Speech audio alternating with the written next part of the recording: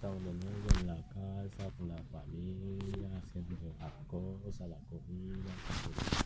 En mi próximo video voy a traerle algo de diversión, pero en eso le traigo un consejo que puede salvarte la vida. Eso, cómo utilizar eso y cuándo debes utilizar eso. Porque con eso, cuando sales en la calle, lo pones. Pero cuando llegas en la casa, tienes que sacarlo al tiro, porque afuera de él puede captar los virus. Y cuando la entras, tienes que limpiarlo y dejarlo a un lado donde los niños no pueden tocarlo. Porque con eso, un niño puede tener el coronavirus y puede darle a toda la casa. Y también ese genera un problema de respiratorio también, porque tiene que buscar un momento para no utilizarlo, tiene que utilizarlo menos, tiene que estar en compañía menos, porque si la utilizas mucho tiempo va a tener problemas de respiratorio, porque ese cuando lo pones, que respira, no llega suficiente aire en tu sistema respiratorio, por eso tiene que buscar el momento para no utilizarlo. Cuando es en la calle, estás solo, no hay nadie en tu lado, puedes sacarlo, pero con cuidado. Puedes sacarlo, pero con cuidado.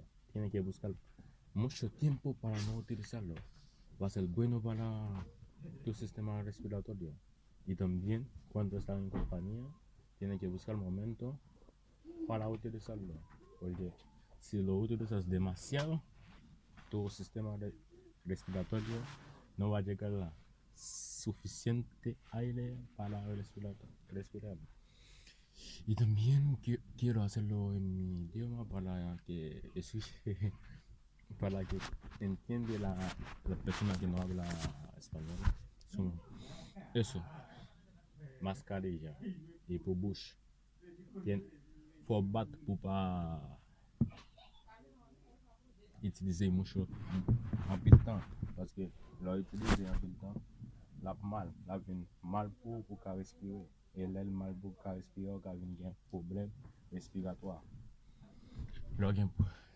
Ça a un problème respiratoire, mascarilla est bon pour protéger des coronavirus là, et comme ça tout pas bon. L'on utilise demasiado tiempo, en pile temps.